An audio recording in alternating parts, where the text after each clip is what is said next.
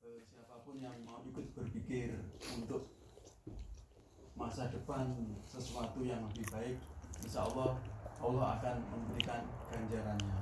Karena kita sering mungkin banyak orang ya sering membedakan antara dunia dan akhirat. Nah, kalau saya pribadi ya karena banyak, jadi dunia dan akhirat itu sebetulnya tidak boleh dibedakan, karena itu adalah satu perjalanan. Oh, umpama kamu bekerja, oh itu pekerjaan dunia tidak mendapat pahala. Saya kira tidak itu.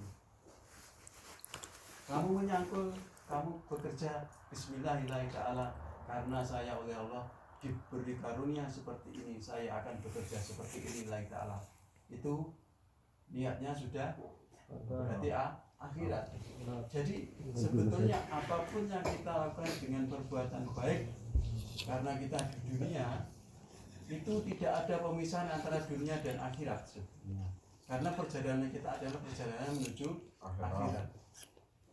Kalau kita selalu menganggap apa yang kita kerjakan di dunia ini seakan-akan itu urusan dunia tidak mendapat pahala, maka hanya orang-orang yang ahli, istilahnya yang hanya sholat saja, puasa saja yang mendapat pahala.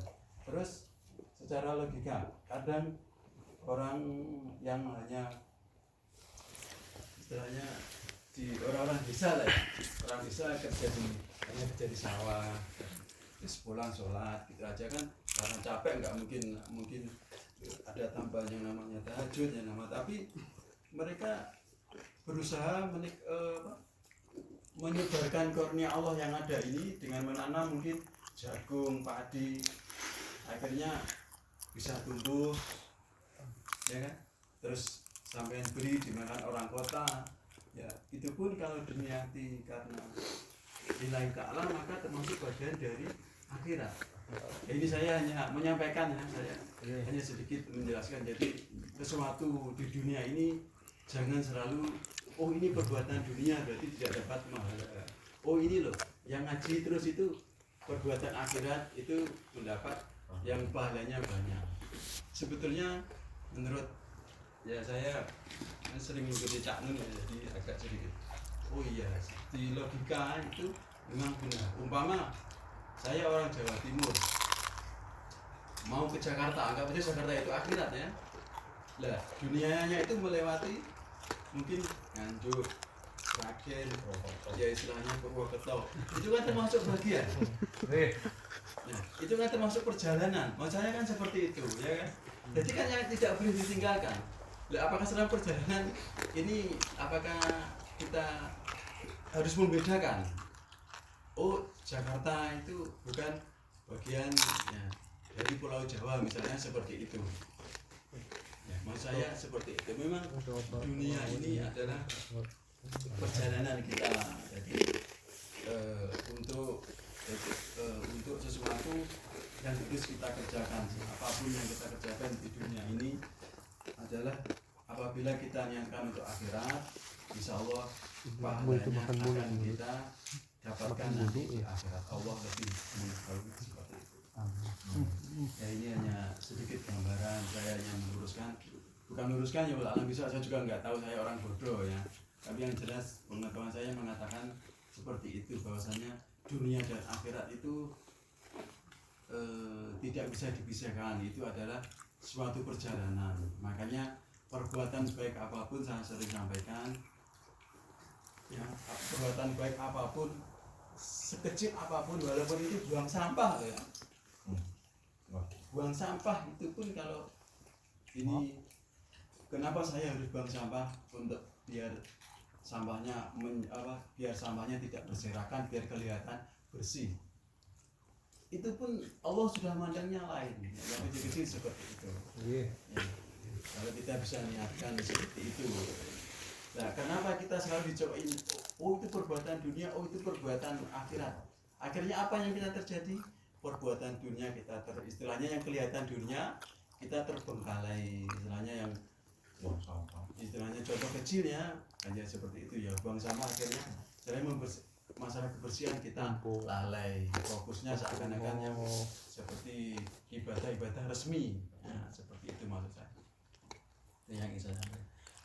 Mudah-mudahan saya juga tidak begitu tahu ya. Terus ada sesuatu yang kemarin saya bicara sama Pak Edi bahwasanya berdoa tidak sah apabila memakai bahasa Indonesia. Itu hal yang istilahnya membatasi Allah. Allah itu tidak boleh dibatasi dengan sesuatu seperti itu. Karena apa? Allah itu maha mengetahui segalanya. Kalau berdoa harus pakai bahasa Indonesia, kalau berdoa harus pakai bahasa Arab, berarti Allah yang memilih bangsa Arab. Istilahnya seperti itu. Kita adalah bahasa Jawa, ada bahasa Jawa, bahasa Indonesia, bahasa Afrika, bahasa Sunda. Padahal Allah maha mengetahui maha segalanya. Jadi mungkin teman-teman nanti kalau ada masalah sesuatu, berdoalah sesuai unek-unek sampean, hati sampean. Itu akan lebih enak daripada sampean, dan luangkanlah unek-unek sampean sesedih mungkin, sesuatu mungkin ya.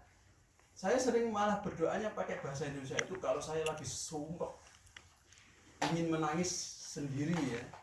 Kenapa bisa begini ya Allah? Seperti itu. Karena saya bisa seperti itu. Tapi diawali dengan alhamdulillah dan sholawat. Itu yang pokok pertama itu. Atau mungkin diawali dengan istighfar. Setelah itu sampai luarkan, ya Allah, Engkau yang maha agung, Engkau yang maha kuasa, ya Allah. Jangan seperti itu, enggak apa-apa. Kalaupun di dalam sholat itu, kalau sampai ingin pakai bahasa Indonesia, di dalam hati. Setelah sampai selesai sujud, setelah sampai selesai Rabbik firli itu ya, baca doa sujud di dalam hati. Saya sampaikan kalau sampai bisa menangis nggak apa-apa, tapi di dalam hati. Nah, seperti itu. Jadi kekuasaan Allah itu jangan sampai batasi karena hanya berdoa harus bahasa Arab. Jangan. Itu nanti sampai berdoanya malah susah. Itu berdoanya sampean malah susah sekali. Tapi apabila sampean nanti menghadapi kesulitan hidup, sampean mencari doa, aku tunggu, wah susah, campur aja nggak apa-apa, campur aja. Nanti rasanya akan beda kalau sampean berdoa dengan bahasa Indonesia. Apa? Saisone awakmu, nangis tenanan. Bener, nangis tenanan, wis pokoke mengeluh ning Gusti Allah, belajar ya. Saya dulu sering, saya pribadi kalau lagi sumpah gitu istilahnya sendiri ya. Akhirnya ya itu pun bagian dari doa seperti itu. Kalau mohon ampun pakai bahasa Indonesia nggak apa-apa. Ya intinya seperti itu, kita belajar merendah. Karena dengan berdoa pakai bahasa kita itu kita bisa belajar merendah serendah-rendahnya terhadap Allah. Bahwasanya kita itu manusia tidak mampu ya Allah. Gitu. Bahwasanya saya ini banyak dosanya ya Allah, itu kan penak pakai bahasa kita kan penak ya Allah, saya ini hamba yang banyak melakukan dosa, ya Allah ampunilah dosaku, penak ya, daripada sampean istilahnya alhamdulillah itu akan lebih menyerap. Itu menurut saya ya, tapi walau lebih suap itu saya hanya sedikit menyampaikan yang saya ketahui bahwasanya kekuasaan Allah itu ya Allah jangan dibatasi hanya karena sampean tidak bisa harus berdoa pakai bahasa Arab. Ini saya pribadi ya nggak boleh seperti itu. Maksud saya ya, tapi walang bisawab ya. Itu saya hanya sedikit menyampaikan karena kekuasaan Allah itu maha segalanya menurut aku. Maha menentukan, maha yang lain seperti itu. Allah itu tidak boleh dibatasi dengan sesuatu hal-hal seperti itu. Ya, itu yang ingin sedikit saya sampaikan biar teman-teman tidak salah dalam mengartikan Gusti Allah iki mau bahasa Arab tok iso nek astagfirullah. Itu harus istilahnya jangan sampai seperti itu. Mulai seperti itulah ya, seperti itulah. Saya harus menyadari Allah itu maha segalanya, maksudnya di situ. Ya, Allah itu maha segalanya, Allah itu sesuai dengan kehendak hati sampean. Ya. Allah itu sesuai dengan kehendak hati sampean. Kehendak sampean ya Allah, aku pengen nikah tahun 2021. Ya Allah, kasihkan. Udah, sampean donga seperti dalam hati sampean. Insya Allah sampean